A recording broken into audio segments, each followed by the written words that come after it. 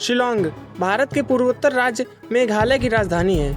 यह शहर अपनी प्राकृतिक सुंदरता, हरे भरे पहाड़ों और झरनों के लिए प्रसिद्ध है। शिलांग को पूर्व का स्कॉटलैंड भी कहा जाता है क्योंकि यहाँ का मौसम और परिदृश्य स्कॉटलैंड से मिलता जुलता है। समुद्र तल से लगभग 1525 मीटर की ऊंचाई पर स्थित यह शहर पर्यटक के लिए एक लोकप्रिय स्थल है।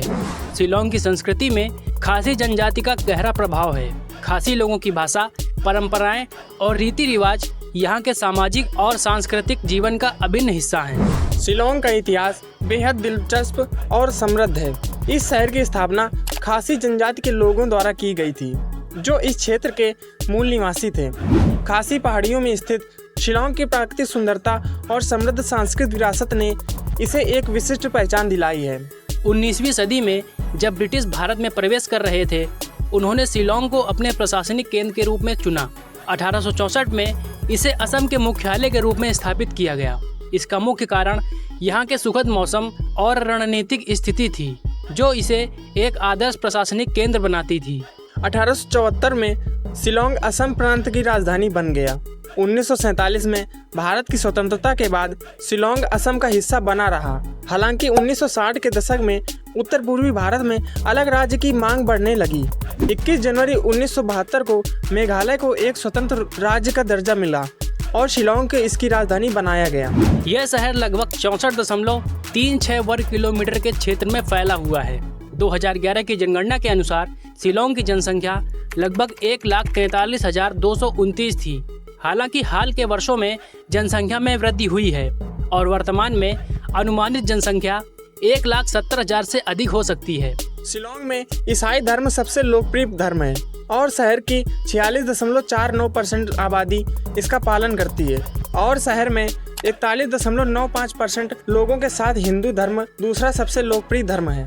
शिलांग शहर में इस्लाम को 4.89% लोग मानते हैं और शेष में अन्य धर्म को मानने वाले लोग हैं। साथ ही अगर यहाँ की साक्षरता दर पर नज़र डालें तो यहाँ 92.8% लोग पढ़े लिखे हैं। अगर यहाँ के खाने पर नज़र डालें तो शिलांग के पारंपरिक भोजन में स्थानीय मसालों और ताजे हर्ब्स का प्रमुख स्थान है, जिससे इनका स्वाद यूनिक और स्वादिष्ट बनता है, जिसमें कोट पिथा, पुदीनार टुनिया, दोह नई ओंग, नकहम बीची, माखम बी, जदोही जैसी डिशेस शामिल हैं। खाने के साथ साथ यहाँ के पर्यटक स्थल भी देश दुनिया में बहुत फेमस हैं।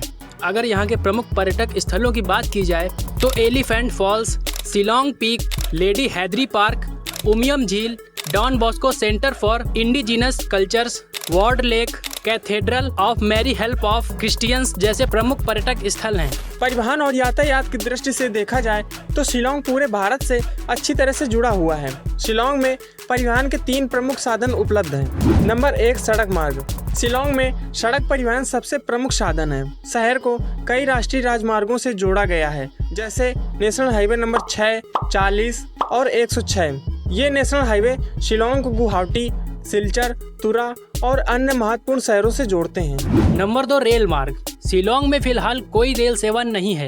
निकटतम रेलवे स्टेशन गुवाहाटी है, जो कि शिलांग से लगभग 100 किलोमीटर दूर है। गुवाहाटी रेलवे स्टेशन पूर्वोत्तर भारत का एक प्रमुख रेलवे जंक्शन है। नंबर 3, वायु मार्ग। शिलांग का सबसे नजदीकी हवाई अड्डा उमरोई हवाई अड्डा है, जो शहर से लगभग 30 किलोमीटर की दूरी पर स्थित है। यह हवाई अड्डा कोलकाता और गुवाहाटी जैसे प्रमुख शहरों से जुड़ा हुआ है। हालांकि उमरोई हवाई अड्डा से सीमित उड़ानें उपलब्ध हैं, इसलिए लोग अक्सर गुवाहाटी के लोकप्रिय गोपीनाथ बोरदोलोई अंतर्राष्ट्रीय हवाई अड्डे का उपयोग करते हैं, जो शिलांग से लगभग 120 किलोमीटर की दूरी पर स्थित है। ओवरऑल देखा जाए तो सड़क परिवहन की अच्छी कनेक्टिविटी के बावजूद हवाई और रेल परिवहन की सीमित सुविधाएं शिलांग की भौगोलिक स्थिति और बुनियादी ढांचे की चुनौतियों को दर्शाती हैं।